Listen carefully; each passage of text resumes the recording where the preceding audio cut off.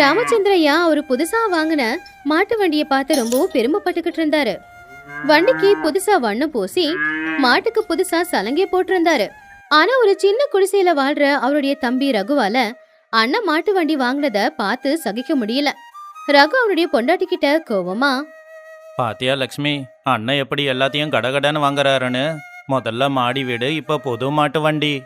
அந்த வண்டியில கட்டியிருக்கிற மணி சத்தத்தை கேட்கும்போது என் நெஞ்சே வெடிச்சிடும் போல இருக்கு தெரியுமா? ஆமாங்க, நாம இங்க இன்னும் இந்த நிலைமையில இருக்கோம். ஆனா உங்க அண்ணன் என்னமோ நல்ல வசதியா தான் வாழ்றாரு. அதுலயும் அந்த பார்வதி அக்கா உங்க அண்ணி கழுத்து நிறைய நகையை போட்டுக்கிட்டு சுத்துறாங்க. எனக்கு கூட அந்த மாட்டு வண்டியில இருந்து வர மணி சத்தத்தை கேட்கும்போது பத்திக்கிட்டு எரியுது. கடவுள் கூட இருக்கிறவனுக்கு தான் கொடுப்பான் போல. அவங்க பையன் பட்டணத்துல சம்பாதிச்சு கொடுக்கறத வச்சுக்கிட்டு இங்க ஜாலியா இருக்காங்க. அவங்க என்ன நமக்கு உதவி செய்யறாங்களா? எல்லாம் அவங்களுக்கு தான் வேணும்னு நினைக்கிறாங்க. நம்மள எப்பவுமே கொஞ்சம் மட்டம் தட்டி கீழே வச்சுதான் பாக்குறாங்க. முந்தா நேத்து கிணத்தடியில அக்கா அவங்க புள்ளிய பத்தி பெருமையா பேசிக்கிட்டு இருந்தாங்க. நாளைக்கு பாரு, அந்த வண்டியில ஊரே ஏறி போகும். நம்மள எல்லாரும் கேவலமா பார்ப்பாங்க. எனக்கு என்ன செய்யறதுனே தெரியல லக்ஷ்மி. பேசாம ஊரை விட்டு போயிடலாமா? ஆ, நாம எதுக்கு போகணும்? அவங்க வீட்டோட நிழலு நம்ம வீட்டு வாசல்ல வந்து விழும்போதே எனக்கு வயிறெல்லாம் எரியுது. ஏன் அவங்க வீட்ல எரியற விளக்கும் என்னை பார்த்து சிரிக்கிற மாதிரி தான் இருக்கு. அப்பதான் ராமச்சந்திரையா தம்பிய பாத்துட்டு போறதுக்காக வந்தாரு. டே ரகு, புது மாட்டு வண்டி வந்திருக்குல்ல. நாளையில இருந்து பண்ணையில வேலை சீக்கிரம் முடிஞ்சிடும். நாளைக்கு நீயும் வந்து பண்ணையில என் கூட சேர்ந்து வேலை பாரு. நாம 2 பேரும் சேர்ந்து வண்டியில போலாம். ரகு மூஞ்சி திருப்பிக்கிட்டு கிண்டலா, எனக்கு எதுக்கு அந்த வேலை? உங்ககிட்ட தெம்பு இருக்கு, நீங்க வாங்குறீங்க. உங்களுக்கு பிடிச்ச மாதிரி இருங்க. அந்த வண்டியில உங்க கூட உக்காந்து வர்றதுக்கு எனக்கு அருகதை இருக்கா என்ன? என்னாச்சுடா உனக்கு? நமக்குள்ள எதுக்கு பிரச்சனை? நாம ஒரே தாய்க்கு பிறந்தவங்க. நமக்குள்ள எதுக்காக இந்த வேறுபாடு? பண்ணையும் வண்டியும் நம்மோடது தானே. நம்மோடது இல்லைன்னு உங்களோடது. உங்க பேர்ல தான் மாடி வீடு, உங்க பேர்ல தான் மாட்டு வண்டி. என் பேர்ல என்ன இருக்கு? சொல்ல போனா நான் இங்க ஒரு வேலைக்காரனா தானே இருக்கேன். ஒரு முழுக்க உங்களை பாராட்டும் போது எனக்கு பிடிக்கல, கோவம் தான் வருது. உங்க அளவுக்கு என்னால வளர முடியலையே. தம்பி, பொறாம உன் கண்ணை மறைக்குது. நான் கஷ்டப்பட்டு முன்னேறத பார்க்கும்போது நீ பொறாமப்படுற. இதால உனக்கு நிம்மதியா தூக்கம் வருமா? அடுத்தவங்க நல்லா இருக்கணும்னு நினைச்சாதான் நமக்கு முதல்ல நல்லது நடக்கும். எனக்கு நிம்மதியும் இல்லை, ஒன்றும் இல்லை. என் கண்ணு முன்னாடி நீங்க இப்படி சுத்தி வர்றத பார்க்கும்போது எனக்கு தூக்கம் வரல. நீங்க செய்யற ஒவ்வொரு காரியமும் என்ன மட்டமாக்குது. இத்தோட முடிச்சுக்கலாம். உங்க வழி அது, என் வழி இது. என்னை இனி தொந்தரவு பண்ணாதீங்க.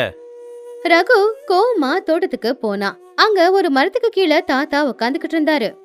என்ன ரகு, முகம் சரியில்லையே. உங்க வீட்டுல புதுசா வண்டி வாங்கியிருக்கீங்கன்னு எல்லாரும் சொல்றாங்க. அது அவரோட பெருமைக்காக வாங்கியிருக்காரு தாத்தா. அந்த வண்டி சத்தத்தை கேட்டாலே எனக்கு பிடிக்கல.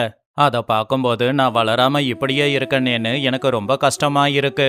ரகு, இத கேளு. ஒரு காட்டுல 2 மரம் பக்கத்து பக்கத்துல இருந்துச்சு. ஒன்னுத்துல பூ பூத்துச்சு. 2வது மரம் மரத்தை பார்த்து பொறாமப்பட்டதால மரத்துக்கு எந்த பாதிப்பும் வரல. ஆனா 2வது மரம் தான் உள்ளுக்குள்ள காஞ்சி காஞ்சி முதல்ல எரிஞ்சு போச்சு. காஞ்ச மரம் தான் முதல்ல எரியும். பொறாமப்படுறவங்களுக்கும் இதுதான் கதி. ஆனா தாத்தா, எல்லாரும் அவரை தானே பாராட்டுறாங்க. நானும் தானே கஷ்டப்படுறேன். என் உழைப்புக்கு எந்த மதிப்பும் இல்லாதப்போ எனக்கு கஷ்டமா தானே இருக்கும். மரியாதைங்கிறது கேட்டு வாங்குறதாலலாம் கிடைக்காது. அவரு உங்க அண்ணன். அவரு நல்லா இருந்தா உனக்கு துணையா இருப்பாரு. அவரோட வெற்றிய உன்னோட வெற்றியா நினைச்சுக்கோ. அவரை பார்த்து அழுவுறதால உனக்கு பைசா பிரயோஜனம் இல்ல. இது உன்னோட வளர்ச்சியை நிறுத்துறது மட்டும் இல்லாம உன் பையனும் உன்ன மாதிரி தான் வளருவான்.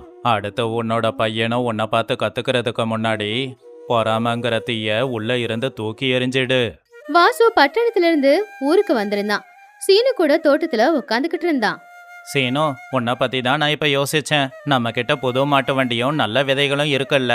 நீ வண்டி ஓட்ட கத்துக்கிட்டா நாம இன்னொருத்தவங்க உதவிய தேட தேவையில்லை. அதோட வயல் வேலை மட்டும் செய்யாம பக்கத்து ஒரு பொருளை கொண்டு வந்தா லாபம் கிடைக்கும். நீ ஒரு முதலாளி ஆகணும்டா. வெறும் பணம் மட்டும் போதாது, உனக்கு ஒரு அடையாளம் வேணும். ஆனா அண்ணா, அப்பா உன் மேல கோவமா இருக்காரு. உன் வீட்டு வாசப்படி கூட மிதிக்க கூடாதுன்னு சொல்லிட்டாரு. அப்பா மனசுல பெரிய கஷ்டம் இருக்கு. எப்ப பார்த்தாலும் உங்க வீட்டை பத்தி தான் பேசுறாரு. ஆனா பொறாம இல்ல.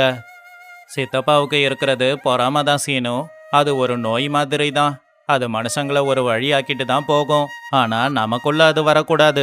நான் அந்த மாட்டு வண்டியை உனக்கு கொடுக்கறேன். அதுல வர வருமானம் உனக்கு தான். அதை வச்சு உனக்கு தேவையானதும் சித்தப்பாவுக்கு தேவையானதையும் வாங்கு.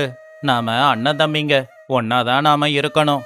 நாளைக்கு நாம வண்டியில போய் எல்லாருக்கும் அதை சொல்லுவோம். சீனு சந்தோஷமா, நிஜமாவா அண்ணா? மாடுனா எனக்கு ரொம்ப பிடிக்கும். அதை குளிப்பாட்டி அலங்காரம் பண்ணி அந்த வண்டியை ஓட்ட எனக்கு ரொம்ப ஆசை. அப்பா கிட்ட நான் எடுத்து சொல்றேன். நாம சேர்ந்து விவசாயம் பண்ணி இந்த ஊர்ல நல்லபடியா வளரணும். ரகு ஒளிஞ்சு நின்னு இது எல்லாத்தையும் கேட்டுக்கிட்டு இருந்தான். தான் புள்ளைக்காக அண்ணனோட குடும்பம் என்னெல்லாம் செய்யறாங்க அப்படிங்கறத அவன் தெரிஞ்சுக்கிட்டான். அவன் தப்ப தெரிஞ்சுக்கிட்டு மெதுவா அவங்க அண்ணன் கிட்ட போய் அவன் மன்னிப்பும் கேட்டான். அண்ணா, என்ன மன்னிச்சிடுங்க. உங்க முன்னேற்றத்தை பார்த்து நான் இத்தனை நாளா பொறாமப்பட்டேன். அந்த பொறாமையால என் மன நிம்மதியே போயிடுச்சு. நீங்க வண்டி வாங்கினதை பார்த்து பொறாமப்பட்டனே தவிர என் பிள்ளைய அதில் உட்கார வச்சு பார்க்கணும்னு நான் நினைக்கல. கண்ணு இருந்தோ குருடனா இருந்தேன்னு இப்பதான் தெரியுது. இப்பவாவது புரிஞ்சுக்கிட்டியே. நாம சேர்ந்து இருந்தாதான் நம்ம குடும்பத்துக்கு நல்லது. உன் முகத்துல சந்தோஷம் இருக்கிறது தான் எனக்கு தேவை. நானும் நீயும் சேர்ந்து அந்த வண்டியில பண்ணைக்கு போகணும் அப்படிங்கிறது தான் என்னோட உண்மையான ஆசை. நீ என்னோட உயிர் மாதிரிடா. லக்ஷ்மி, இப்பதான் இந்த வீடு கலகலன்னு இருக்கிற மாதிரி எனக்கு இருக்கு. எத்தனை பேர் இருந்தாலும் ஒருத்தங்க இல்லாம போனாலும் கூட அவங்க இல்லாத இடம் காலியாதான் இருக்கும். அதை நிரப்ப யாராலையுமே முடியாது. ஆமாக்கா, ஒருத்தங்க நல்லா இருக்காங்கன்னா அவங்கள பார்த்து பொறாமப்படுறது எவ்வளவு பெரிய தப்புன்னு இன்னைக்கு நான் புரிஞ்சுக்கிட்டேக்கா. இனிமே இந்த பொறாம குணம் எங்க 2 பேருக்கிட்டயுமே இருக்காது. கூடி வாழ்ந்தா கோடி நன்மைங்கிறது உண்மைதான்க்கா. அண்ணா, நாளையிலிருந்து உங்களை உட்கார வச்சு நானே அந்த வண்டியை ஓட்டிக்கிட்டு போறேன். இப்ப அந்த வண்டி சத்தம் எனக்கு சங்கீதமா கேக்குது. நாம 2 பேரும் சேர்ந்தே இனி பண்ணைக்கு போகலாம். ஊரே நம்மள பார்த்து பெருமைப்படணும். அண்ணா, நானும் உங்களுக்கு துணையா இருக்கேன். நாம வண்டியை நல்லா அலங்காரம் பண்ணலாம். நான் நாளைக்கு காலையிலேயே மாட்டை கூட்டிட்டு போய் குளிக்க வச்சு கூட்டிட்டு வரேன். இப்படித்தான் இருக்கணும். அடுத்தவங்க வளர்ச்சியை பார்த்து சந்தோஷப்படணும். பொறாமப்படாம இருக்கும்போது தான் உண்மையான வெற்றி கிடைக்கும். அண்ணன் தம்பிங்க சேர்ந்து இருந்தாதான் அது குடும்பத்துக்கு நல்லது. பொறாமங்கிறது மனுஷனோட மனசுக்குள்ள இருந்து அவனையே எரிக்கக்கூடியது. ஒருத்தங்களுடைய வளர்ச்சியை பார்த்து நாம தாங்கிக்க முடியாத அளவுக்கு போறோம் அப்படின்னா நமக்குள்ள பொறாம அப்படிங்கிற நெருப்பு எரியுதுன்னு அர்த்தம். அவங்க வளர்ச்சியை பார்த்து சந்தோஷப்படலனாலும் பரவாயில்ல, பொறாமப்பட்டு நம்மள நாமே அழிச்சுக்க வேண்டாம் அப்படிங்கிறது தான் இந்த கதை.